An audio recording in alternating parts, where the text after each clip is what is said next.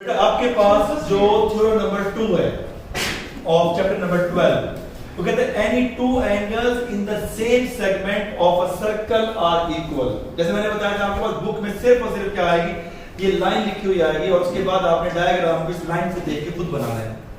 सबसे पहले वही बता रहा हूं कि उसने सर्कल का जब वर्ड आया that means that we need a circle, फिर उस सर्कल के अंदर हम सेगमेंट बनाएंगे। जैसे आपने पास ये बना लिया, हमारे पास एक सर्कल है जिसका सेंटर क्या है O।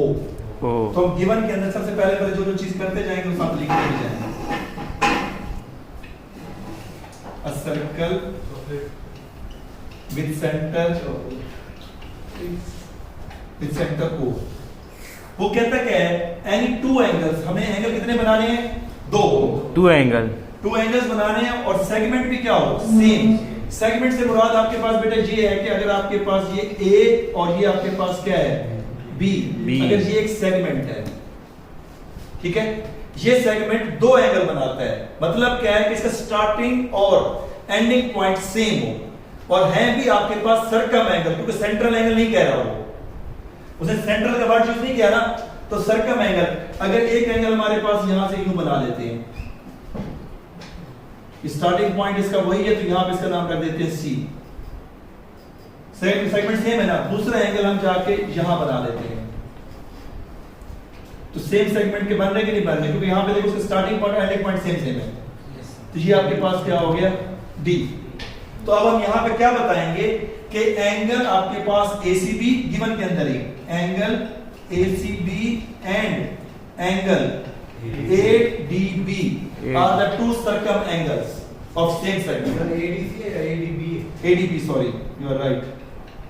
ADB are two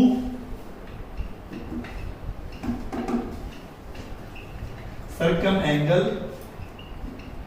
of same segment, segment AB.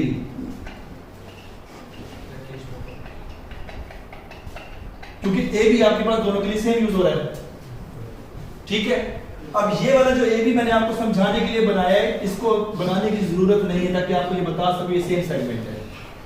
अब हमने क्या करना है, आपने जो प्रूव करके देना है, हमें प्रूव क्या करना है, उसने क्या बताया, ये दोनों एंगल आपस में क्या है, इक्वल। तो टू प्रूव के अंदर हमारे पास जो चीज है वो क्या बताना है कि एंगल ACB कंग्रुएंट है एंगल ADB के। बात समझ आती है? Yes sir. कंस्ट्रक्शन में हम क्या करेंगे, कंस्ट्रक्शन में और ज्यादा कुछ नहीं करना, सिर्फ हम कंस्ट्रक्शन में ये करेंगे, ये जो O है इस O को ज्वाइन करवा देंगे हम A के साथ और B के साथ, और ये सेंट्रल एंगल बन जाएगा, ठीक है। कंस्ट्रक्शन में आपके पास लिख नहीं रहा, तो कंस्ट्रक्शन आप समझ लेंगे join O to A and B। अब यहां पे एक बात समझने के, जब हमें स्टेटमेंट और रीजन पे आना है कि स्टेटमेंट और रीजन पे जो हमें बात देखनी है वो क्या देखनी है,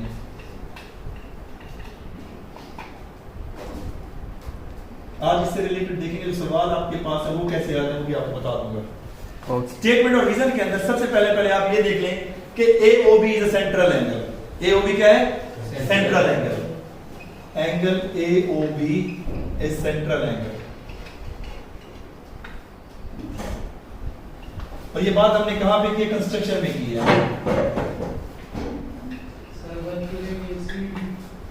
अब एक बात जो बताई है, 12.1 का जो फर्स्ट थ्योरम था जो हमने पहले पढ़ा, उसमें हमने ये कहा था कि central angle is double of the corresponding circum angle. यानी एक ही आपके पास ये माइनर आर्क है, ये वाली आर्क क्या है, वहां से माइनर आर्क कही थी, यही माइनर आर्क का जो मेजर आर्क का एंगल बन रहा होगा, ये एंगल उसका क्या होता है, डबल। यानी कह सकता हूं कि angle AOB is double of angle ACB। Book वाला यहां पे लिखता है स्टेटमेंट में, रीजन में थ्योरम 1। आपने इस चीज का ख्याल करना है, वहां पे आपने थ्योरम नंबर 1 नहीं लिखना, आपने थ्योरम 1 की स्टेटमेंट को लिखना है। थ्योरम नंबर 1 की स्टेटमेंट क्या है, central angle of the minor arc, central angle of minor arc is double corresponding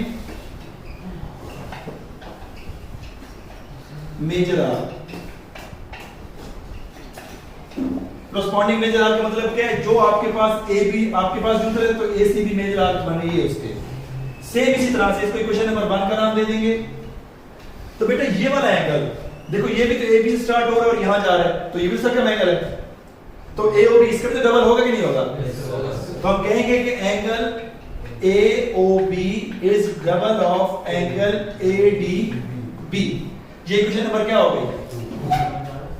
reason उसकी भी ये सेम है, क्योंकि वहां पे तो यही है ना, central angle is double of corresponding major arc.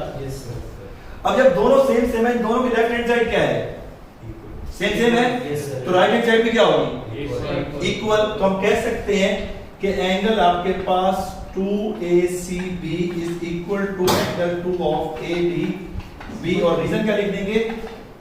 From equation 1 and आपके पास इक्वेशन 2। ये 2 से क्या हो जाएगा? कैंसिल, तो क्या बच जाएगा?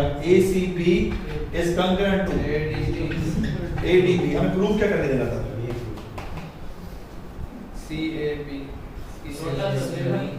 ACB है और ADB है। अब बुक के अंदर वो सवाल कैसे देता है?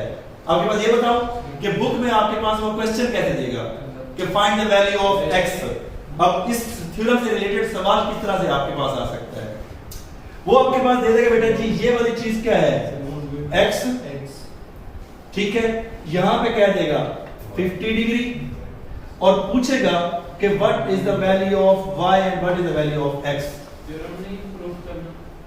थ्योरम भी प्रूव करने के लिए कह सकता है और सवाल भी प्रूव करने के लिए कह सकता है। अगर आपको इस थ्योरम की सही समझ आई हुई है तो आप इसके साथ, हाँ जी, एक्सरसाइज आप मुझे बताओ, इस थ्योरम को समझ चुके हैं तो x की वैल्यू क्या होगी और y की वैल्यू क्या होगी? 50 डिग्री और y की 100 होगी सर। गुड, क्योंकि हमने ये कहा है कि ये दोनों एंगल आपस में क्या है? सेम है। और ये क्या है? तो आप कह देंगे तो y इज इक्वल टू आपके पास क्या आ जाएगा? डबल ऑफ आपके पास 50, ऐसे है ना?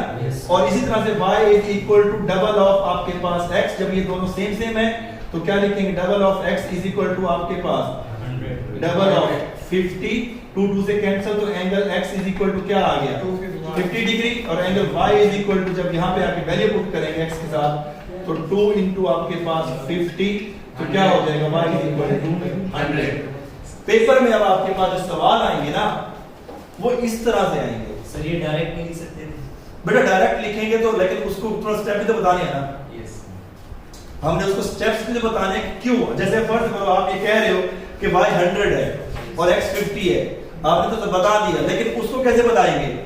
सर उसे बताएंगे कि ये सेम था, तो यही चीज हमने कही ना, जो आप अभी बता रहे कि ये सेम था, फिर आपके पास यही कहेंगे नहीं, इसका डबल होता है और ये दोनों आपस में क्या होते हैं? सेम। तो यही बात बताएंगे कि y is the double of x तो y डबल ऑफ 50। स्टेटमेंट का हवाला देंगे, उसके बाद सॉल्व करके अब जो आपके पास सवाल आएंगे ना वो आपके पास सवाल ऐसे आते हैं। समझ आई बात कि नहीं आई?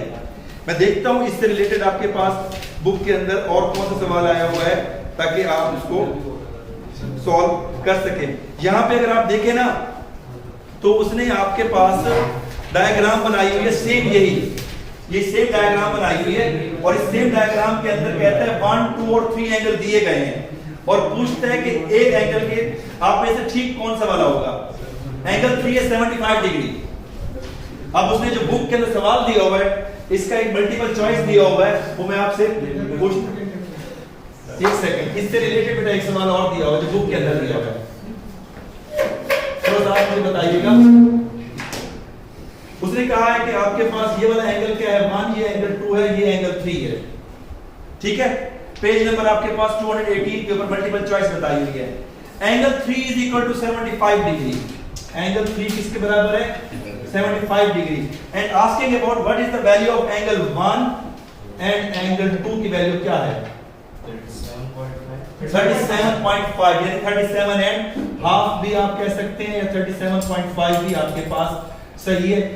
अब ये सवाल आपके पास बुक की मल्टीपल चॉइस में दिया हुआ है, लेकिन सवाल यही पैदा होता है कि अगर आपके पास ये थ्योरम का कांसेप्ट आपको आता है तो you can do that easily.